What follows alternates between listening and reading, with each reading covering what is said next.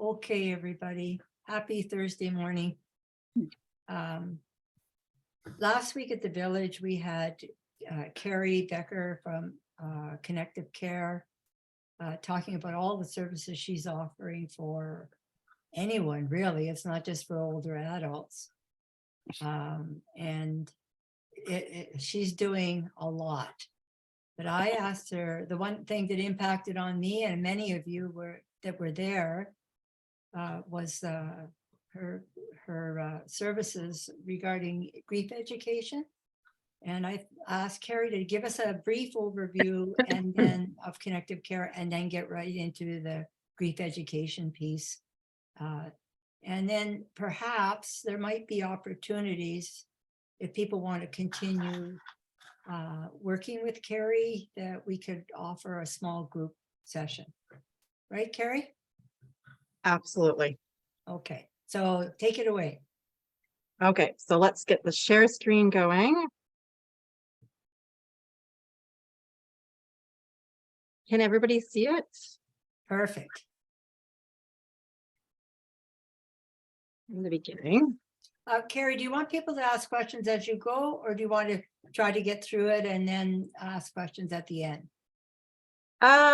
I think that if people have questions during the presentation, that's perfectly fine. Okay. For some reason, I can't get the slideshow going. Okay. Can you scroll down, or there should be, yeah, go right there. Yeah. And go there. It's not going. Resume slideshow. Ah, perfect. So as Harriet did say, I had the opportunity to see a lot of people last week, and I did my presentation. I have shortened my presentation a little bit and focused on the grief components. So I'm going to tell you a little tiny bit about myself and about Connective Care, because I think it's important for you to know who I am, my qualifications, before we get into some really serious talk about serious issues.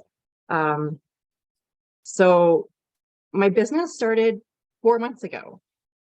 And the point of my business was to help individuals and families put pieces together. I really wanted to find a way to use my skills to support people in an effective way. And I think that I've been doing that. My scope of practice is pretty big. I'm an end-of-life doula.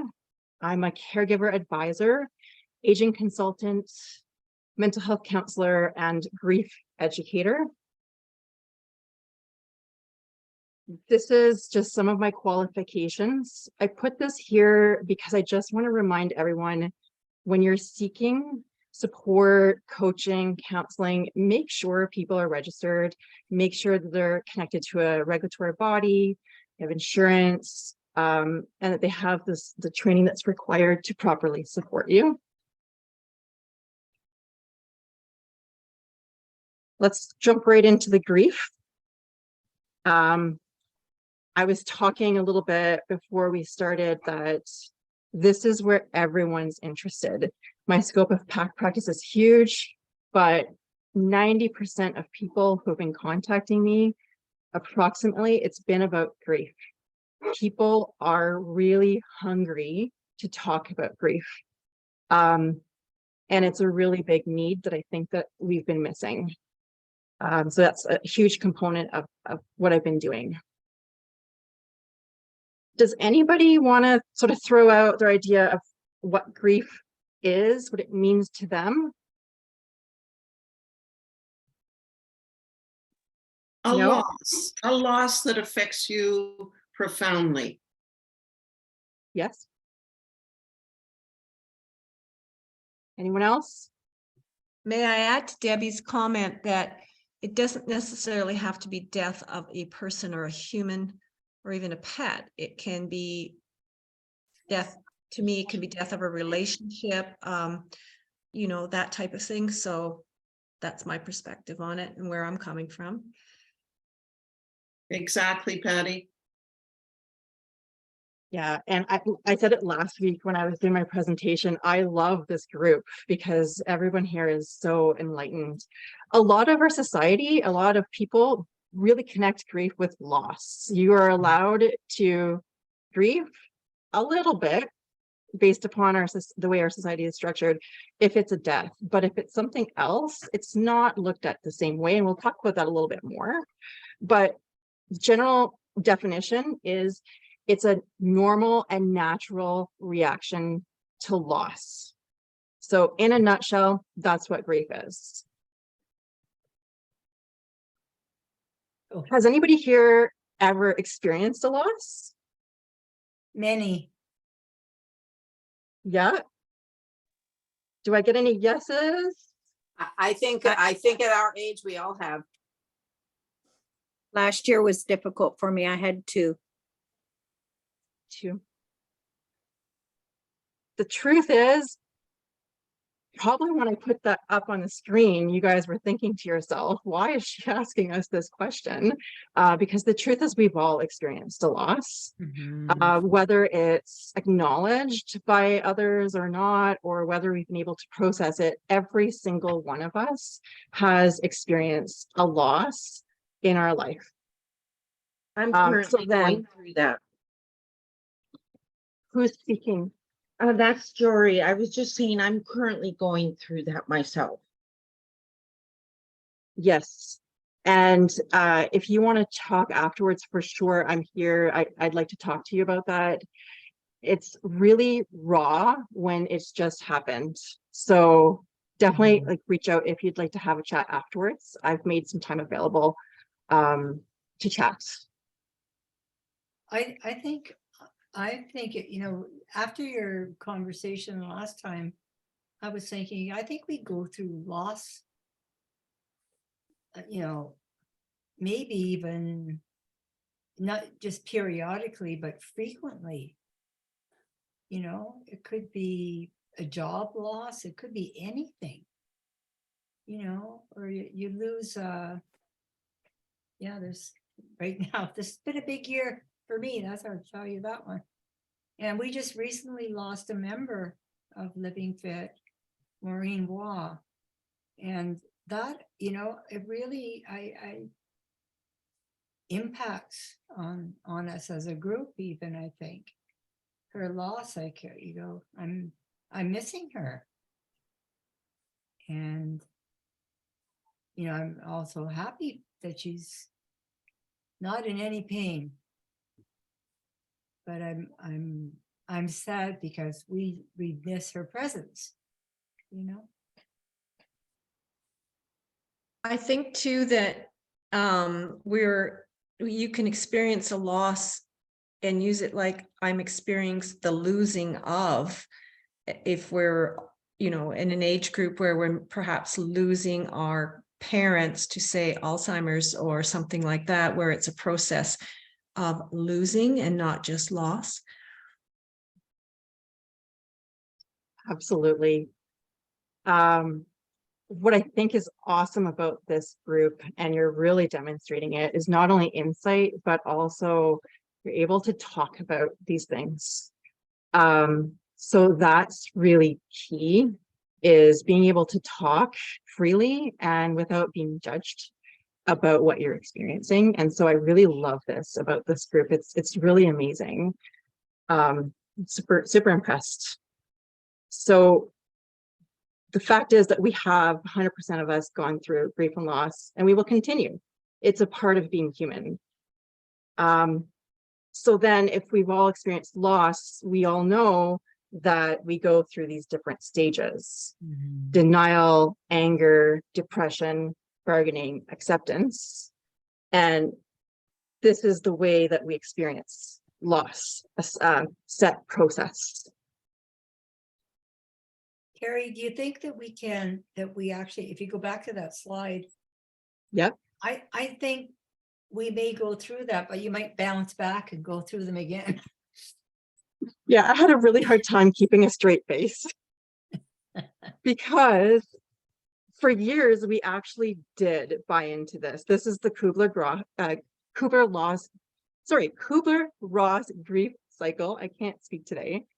And for years, professionals and lay people and everyone sort of bought into this grief cycle that, you know, we start here, we process that, and then we go through all of this stuff, and then you're good to go.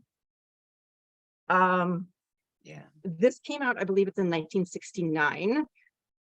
So I was trying to keep a straight face and then get to this new slide that not really, we do not go through grief like that. That's not the human experience. It's actually more like this. Yeah. Exactly as you were saying, we bounce back from feeling good, horrible, sad, all of these different stages and a million more different stages. So Mhm. basically in grief, anything is acceptable. Any feeling, there's all sorts of things that we do in grief. And it's also very normal for people to be doing really well for long periods of time, and something will happen and they will be triggered and they will go straight back to the beginning. So it definitely looks much more like this. Mhm. And often people will describe it that they're in a maze where their life has just become so chaotic, where there's waves of people coming in and out and waves of emotions that they just don't know where they're going, and they're stuck there. So this is a very common way that people have described their experience. So society wants, and we really grasped onto that Kubler-Ross theory because we want it to be linear. We want to not face the hard feelings, and we don't know what to do with the hard feelings. But the truth is, it's a mess. It's a really big mess, and that's okay. Super complicated. Something really common is we want to fix the person who's grieving. So we see our friend, we see our family member, and they're upset. And we want to fix their problem. So we try to make them feel better. We try to cheer them up. That's not what they need. Grief is not something to be fixed. And that's just sort of a thing that I keep saying to make sure people understand that. It is a process. It is normal. It is natural. We do not need to fix it.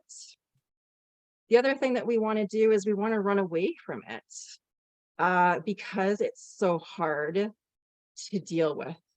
And last week when I was doing my presentation, I admitted, as somebody who is a professional dealing with grief, that in the past, I would see somebody who is grieving and I would kind of go the other way sometimes, if I'm going to be honest with you, because I didn't know what to do.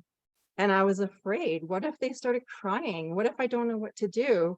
So I kind of went the other way. And that makes people isolated. And if we're all going to be honest, we've all done that.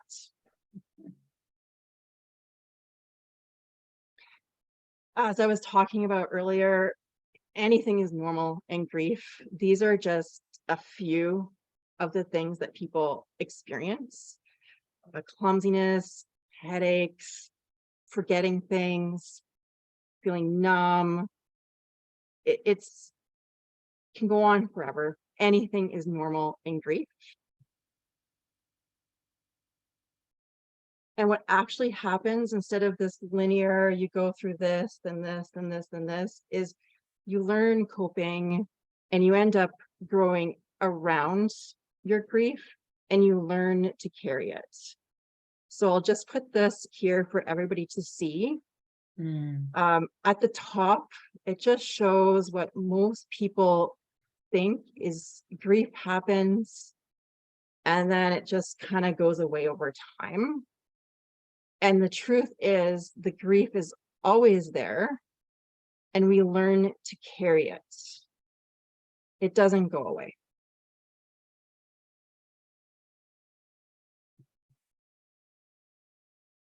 I So read let's do a that the little def- bit. Oh, sorry. I That's wanted okay. to say, just wanted to comment that um, the definition of suffer is to carry. And this all makes sense to me. Rewind a little bit because it doesn't really make sense, does it, that humans have been around forever and we've all been dealing with loss and grief, yet we have no idea how to deal with it. When you actually stop and think about it, it makes no sense. And as a professional counselor, I can tell you that I have people come in and they've been in therapy for years, and because I specialize in grief, I really pick up that most of the core of people coming and sitting in front of me is grief. But when I ask them if they've dealt with it in their therapy in the past, they say no. It just doesn't come up. They haven't really been given any tools in therapy, or their losses really haven't been identified. So a lot of people are not working with the grief and loss lens and giving the proper tools to deal with that. Interesting. We learn about grief through different things, and a lot of it is based upon things that aren't true, cultural norms, our religion, what we see in the books, movies, a lot of false beliefs about grief are running through our society and our culture. And I'm going to go back to the Elizabeth Kubler-Ross model because I actually love Elizabeth Kubler-Ross and I recommend reading her books. She passed a few years ago, and it was something that she really regretted, that people misinterpreted her research. And it was something that it really bothered her. And David Kessler was her counterpart, who has been doing a lot of work to really educate people that that's not what she meant. But as I said before, people clung to this idea because it made us feel good. It made us feel that, you know what, you have grief, here's your cure, this is what you need to go through, you're going to be good. We clung to, this is the easy way, there's a way out of this. And this causes a lot of alienation and causes a lot of pain, because when people aren't going through these stages, or they're experiencing different things outside of that, they feel alienated and they feel that there's something wrong with them. These are some of the false beliefs that we experience in our society. There's a lot of them. I'm just going to bring up a few. And it's already been brought up because you guys are so insightful. Grief is not always about death. So I think we all know this to some degree, but we always give death is the thing that we acknowledge. And there's often people that I see in my practice who are really suffering. They've lost a relationship, they're going through divorce, they've lost their job, whatever it is. And they say, you know what, I can't talk about this because my friend's husband died. So I can't talk about this because it's not acceptable. Again, what does that do to the person? They keep it inside and they don't process it, and they don't feel that what they're experiencing is valid. So I want to make it very, very clear that grief is not only about death. It literally can be about anything. The other, we've talked a lot about this, there's no stages. The stages are relevant because we do go through those things that are mentioned, but there are no stages. Another thing that people believe is that as time goes by, all wounds will be healed. And it goes back to what we talked about earlier, is it's not necessarily healed. It's there. We've just learned to live with it. And we've learned coping skills to live with it and to carry it with us. Grief is not just about negative feelings. There's all sorts of feelings that are involved with grief. If you accept the grief, then it will go away and it will end.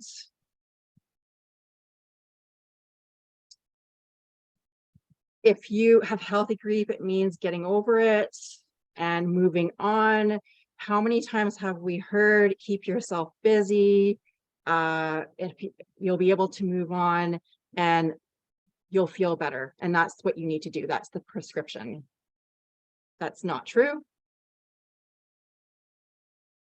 This one I really want to talk about.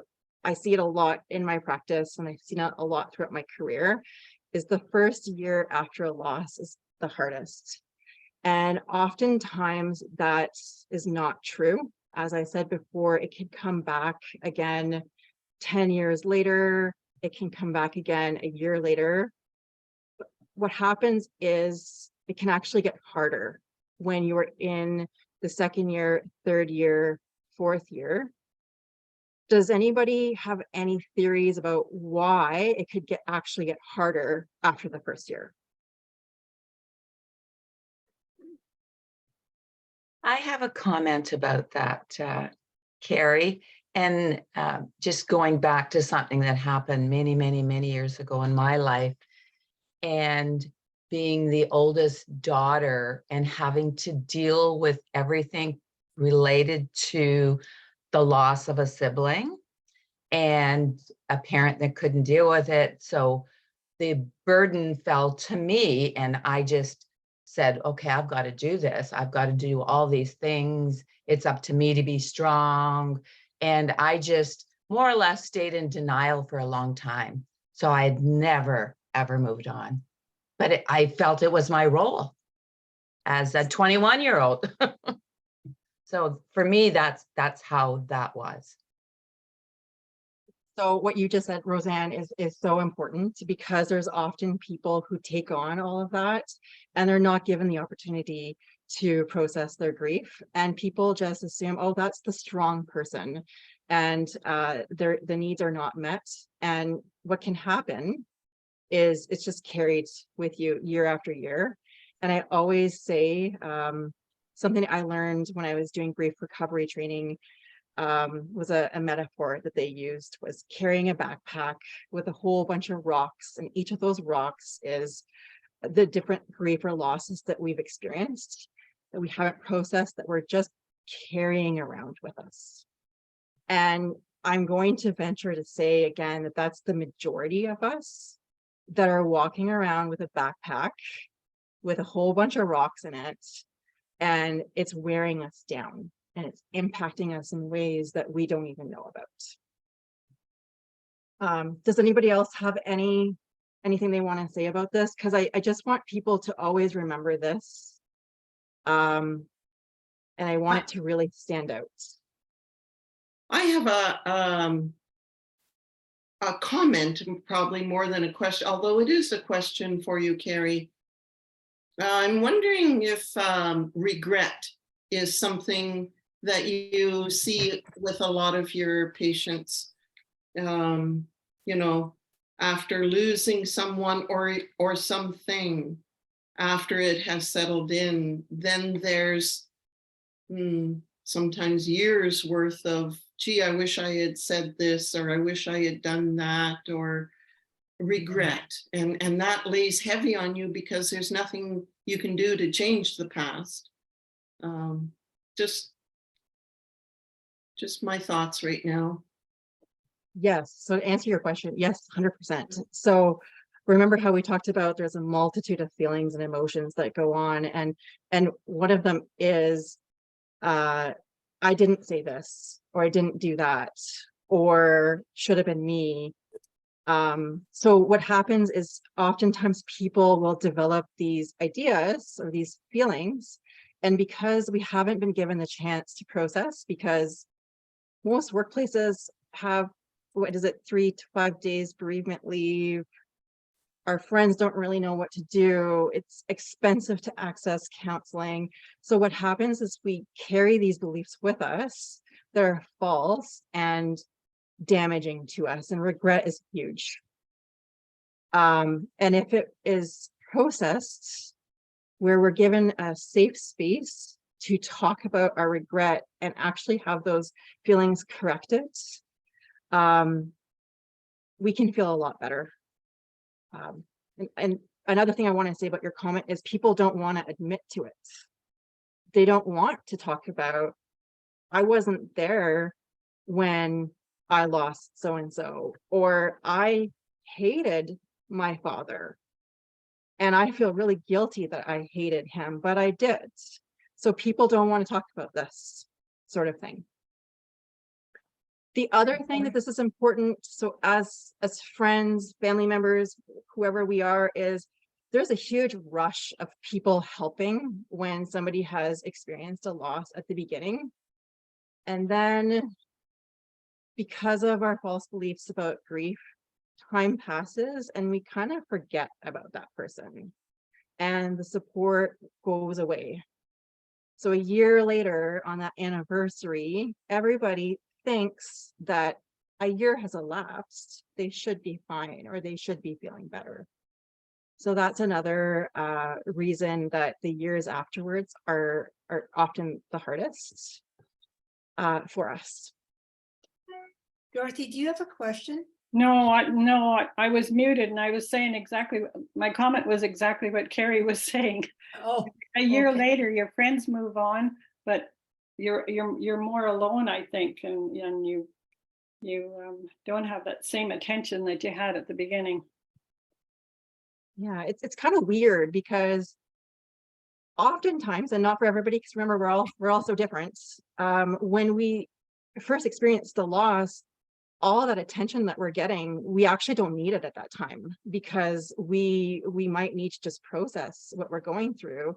When we actually need the support, it's not there because of the assumption that, you know, oh, she should be doing better, or, you know, this time has elapsed. So that's very, very poignant. So just a reminder to check in on people. Our anniversaries, especially, are really, really important to look at. So this one is ridiculous, but people believe it. So you're going to feel better after a few weeks. So you might, because you go up and down, but you're not going to be better after a few weeks. That's an absolute myth. And I kind of touch base on this too, because when we talk about losing, and I even have it on my website, one of the slogan that I use is caring for you and your loved ones. And I really struggled for that, using that, because truth of the matter is we are in very dynamic relationships with people. And sometimes our loved ones are not our loved ones. That we could have had really strained relationships with this person that we've lost. And that creates a lot of complications. So we can grieve whether we love somebody or we don't. It doesn't matter. There's a whole bunch of factors that play a role into how we grieve and why we grieve.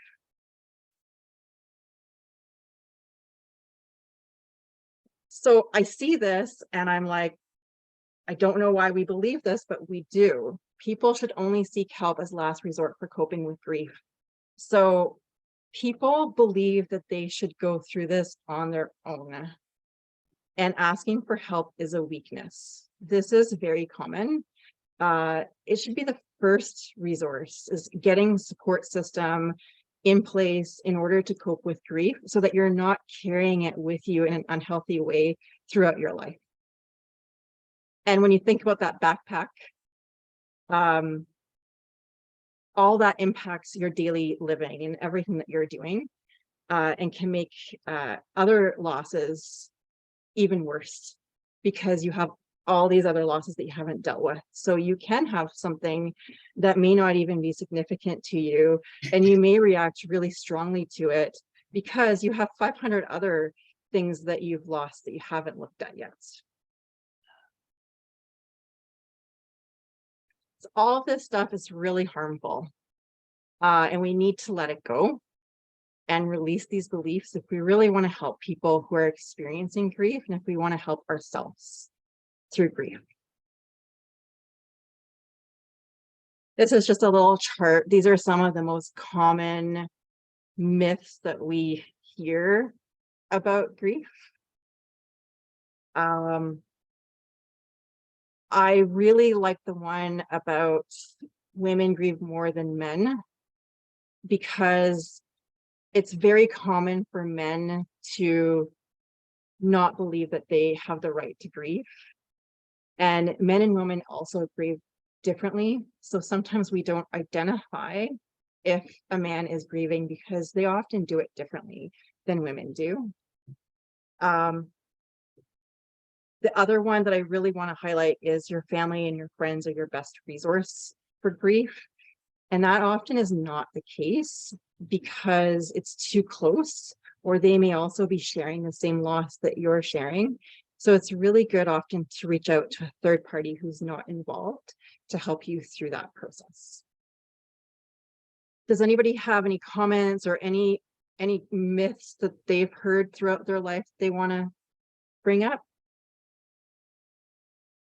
I would like to make a comment that sometimes you grieve before the loss actually occurs. Like if someone has a serious illness, or you have a senior parent that is coming to the end of their life. So you do the grieving almost before they actually pass. Yeah, so it's like a double grief, because you're grieving that and then you're going to grieve the passing of the person. So it's the multiple layers of grief, and we will also touch base on that because grief is complicated, as I talked about in earlier slides. And there's all sorts of different types of grief as well that we experience. Thank you. These are the Like that facts. slide, Carrie. Yeah, it's but there's so many. Our society is based upon myths about grief and how to get through it. I think also, just that this is from a slide previously, but I think we have to, forgive ourselves for our shortcomings, because we're not perfect. We're just human beings with all kinds of history and complexity. I think about this a lot. Like, everybody's going through so much. Everybody's got a story, and yeah, I can see this has been very, very helpful. I just wanted to say that. Thank you. I also want to, I'm glad I backtracked, because at the bottom of the screen, it talks about grieving as a problem. That's what we see it as. But if we go back to the definition of grief, it's natural. It's not a problem. It does not need to be fixed. And you will find that I'm going to repeat a few things over and over and over again. But yeah, it's not a problem. It's the human experience, and it's a journey. So it is true that we can grieve anything that is significant to us. And I want to make it really clear that grief is not a competition. So oftentimes people will compare. Well, and I talked about it earlier too, was, well, you know what, this person, they just broke up with their boyfriend of 5 months, and that person's husband passed away. So obviously there's a difference there.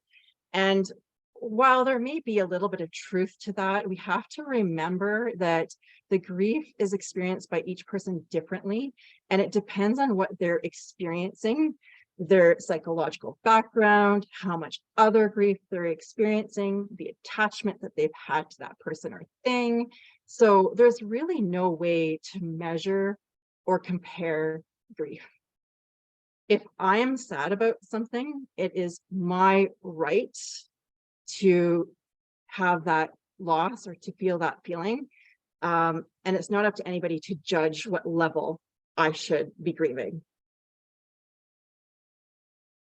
So these are just a list of things that we can grieve that are not about death. Boy, oh boy, yeah. Yeah. I bet you you could check off a few on there. Mhm. Anybody feel that way? Oh, yes, a lot of them.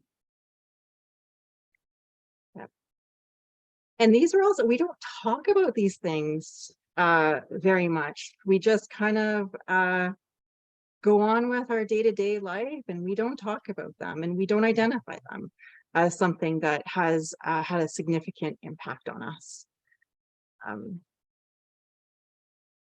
This goes in line with what I was saying, and I really love David Kessler. He's the guy that worked really closely with Elizabeth Kubler-Ross, and they did a lot of grief work, and he's absolutely amazing. He says to people, your loss is always the worst loss. And he tells a story. His son died of, I believe it was of a drug overdose a few years ago.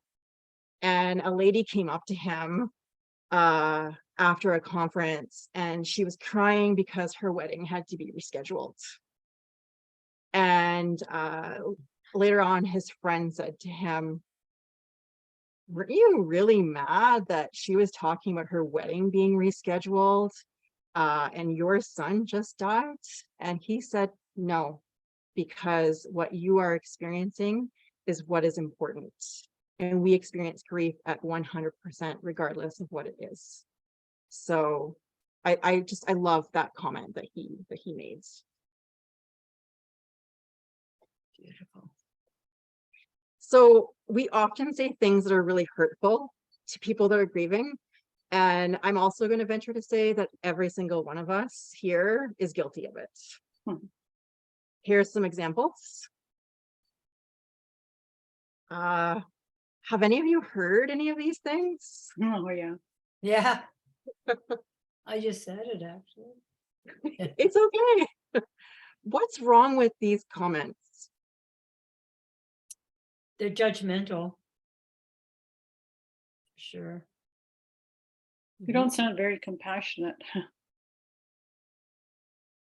It's not acknowledging the person's deep, deep grief, no matter if it was someone who lived a long, long life, or you're discounting the person's feelings. Absolutely. It's invalidating people. Mhm. And it does not help. And it's our automatic. We don't know what to do. We don't know what to say. We want to fix people. And this is what we say to fix people. So we're all guilty of it, and it's okay. As long as we make a commitment to do better and to move forward and to be conscious about it, it's okay. So these are some of the things that you can do that are better moving forward. Yeah, I like that one.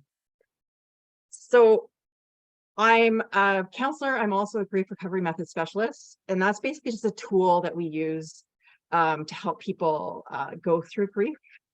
And when I took my training, it was the hardest thing ever. I had to do a timeline of all of my losses.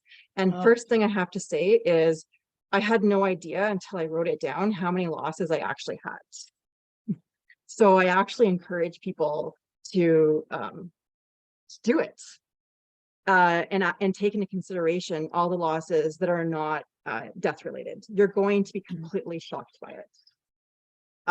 And so one of the things that we had to do is do that and then go through a process and write a letter and read it to a person who did not say anything to us. They just listened to us.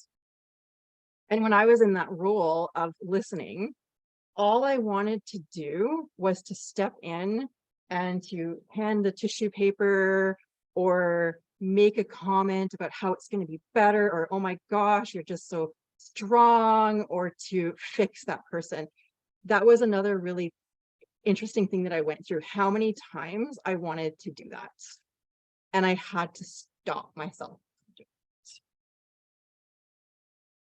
So it's super multifaceted. If we look at this chart here, it doesn't cover everything, but look at how grief impacts us every single part of our life. Yet, we rarely address it properly. Wow. It's amazing. So I'll just like sit with this for a couple more seconds because I think it's big. Mm-hmm. Has anyone felt these things while going through a loss or multiple at the exact same time? No, absolutely. Yeah. Another thing that we forget about the complexity of grief is that it's not just about the loss. Mm-hmm. There's a whole bunch of other things that surround that loss. Mm-hmm. So if we look at this chart, we see that, okay, so somebody has died. And oftentimes we will address the fact that that person has died, or that will be the thing that we talk about. But we don't talk about all those other things. So I want everybody here, if it's even just when you walk away from here, if you realize the next time you have a friend or family member who has experienced a loss and you look at all the other things that they've lost, if you do that, I'll be grateful. And if you walk with the person through the various losses and acknowledge them, I would be grateful. My job has been done. Carrie, this is just an amazing slide. It is. And again, we don't think about it really. Few of us might, but we don't really think about it. And think about this person. They've experienced some in a slide, somebody has died, but it could be anything. But think about this person. They might have to move. They don't have their support system anymore. Their rituals have changed. Give that some thoughts. I'm thinking of Ted Waugh right now Mhm. because losing Maureen will be so hard on him.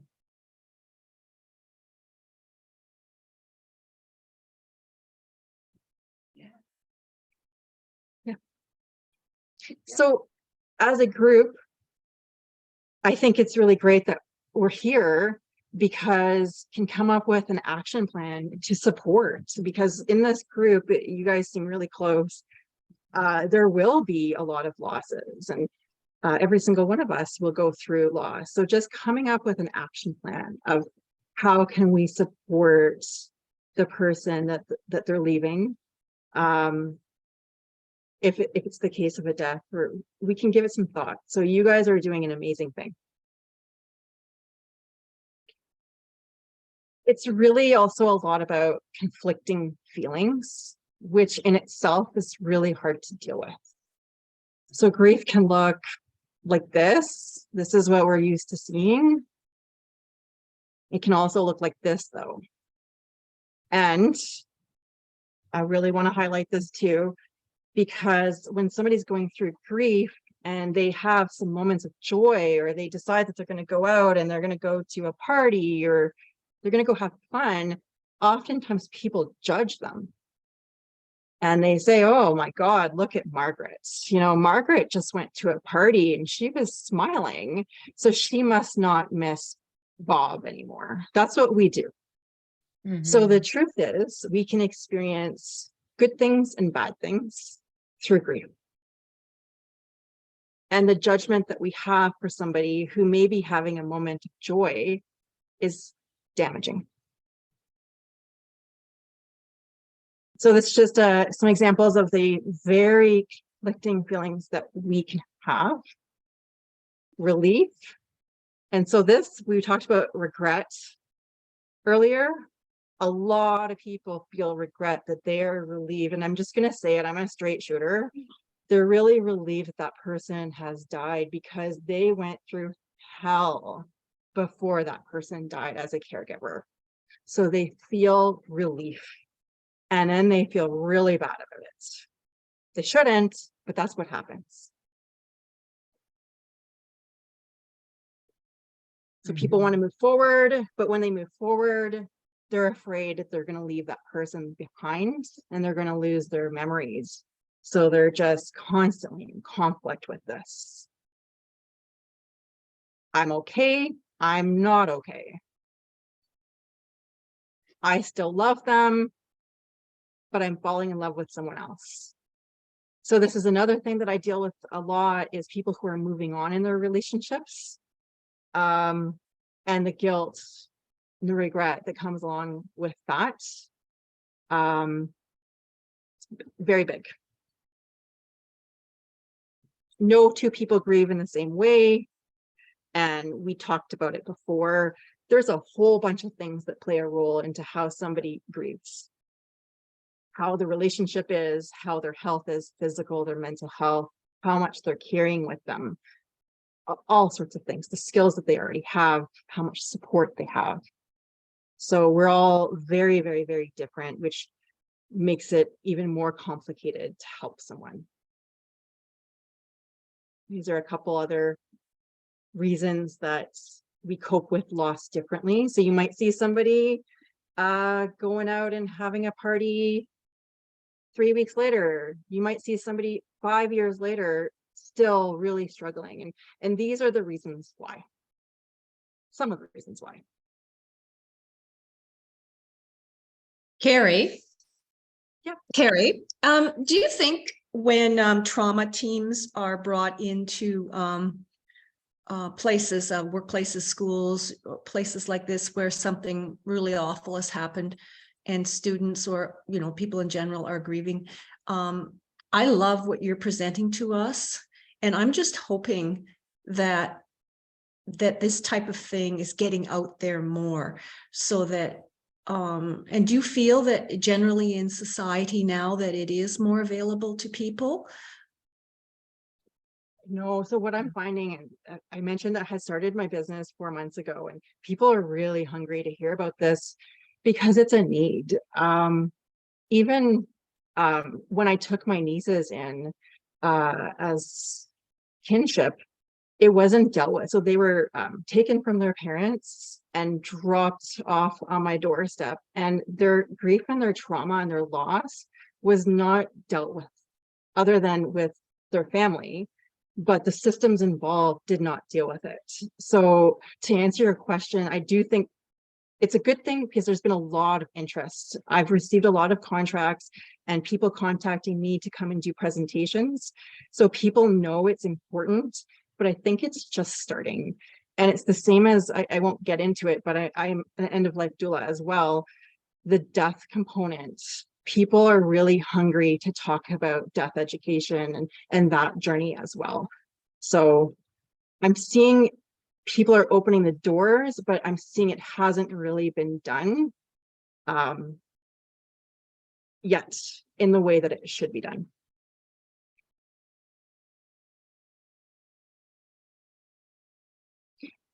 I'd So like to comment too about COVID. Certainly if you're older, there was sort of a structure for dying.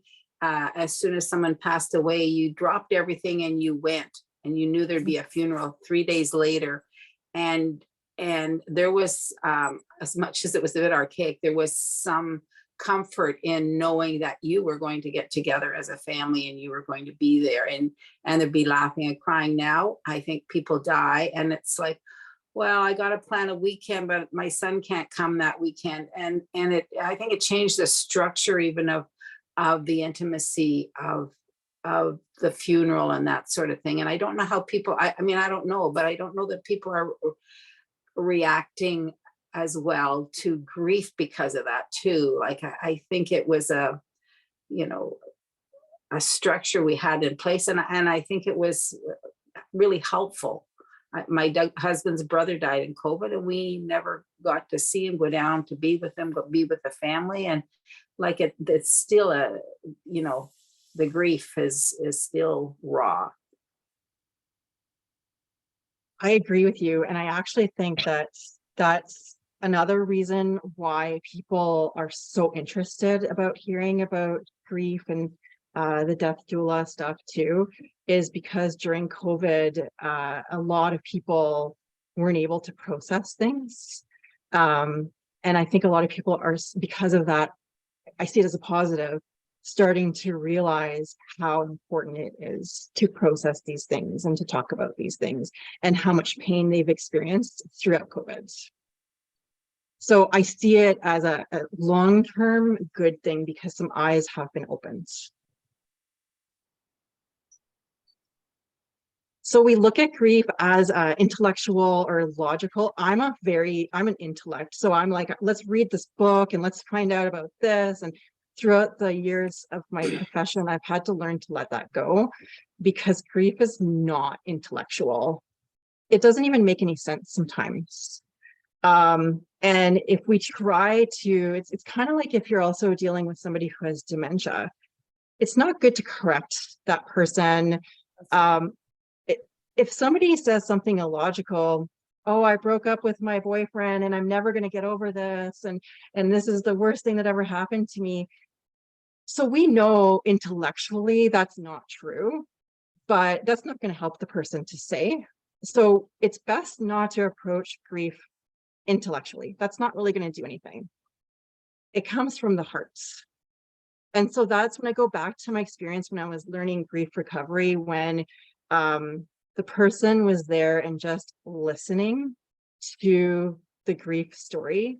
That was so much more of a relief than the intellectual support that I had been receiving. So it's really all about the heart. I sometimes find that it's hard to share grief because you know that it's going to make the other person feel sad and you want to protect them from those feelings. So I tend to keep it to myself because I don't want to hurt other people or put them in a similar position that I'm in. Is that something that comes about? Super common, and I get what you're saying, but and I'm very forward, so please forgive me, but so you're not actually protecting anybody by doing that. Because if you're stuffing it in and you're carrying it around by trying to protect people, it is impacting your life, and it is impacting, whether you know it or not, how you're dealing with people, how you're going about your day-to-day life, and how you are as a human being. So you're not protecting anybody. It's actually more helpful to just really let loose and cry and just let it out than to not. And I hope that you didn't take that the wrong way. Carrie, I'm wondering if you see, because your business is so new, if you see yourself partnering with different agencies or organizations. I'm thinking, as an example, the Alzheimer's Society. We have a family member who's just recently being diagnosed, and one of the first things after the diagnosis was she lost her driver's license. And that's, as I think Harriet was talking about it at the beginning of today, the thought of any of us losing our license and the freedom and the independence and social, like there's so many connections with that. And so right now, this family member is grieving the fact that she lost her license. And, you know, the Alzheimer's Society, they've been great. And, you know, they've said to us, if you need help with conversations to get the dialogue going, but there hasn't been any action. And I'm just, you know, I'm wondering, this is really resonating with me, and I'm wondering if other agencies or organizations could really benefit from your services, and, you know, recognizing that losing your license is a grief. It's part of grief. Yeah, Thank you for your comment, and 100%, that's a huge thing. It's a huge impact on your life, everybody's life, and it's one of those losses that we need to talk about more because it's one of those sort of unidentified losses. So to answer your question, I have been so lucky that the agencies have been reaching out to me. It is my ultimate goal to do that and to find some way to provide services at sliding scale to the different agencies to reach people who really need the services. Good. Yeah, and I've been so lucky, and that's people are wanting to pair with me to do that already. So for sure, hopefully we're going to be able to do that. Thank you. Okay. We have 3 minutes left, Carrie. Really? And Zumba is coming on shortly. So, Okay.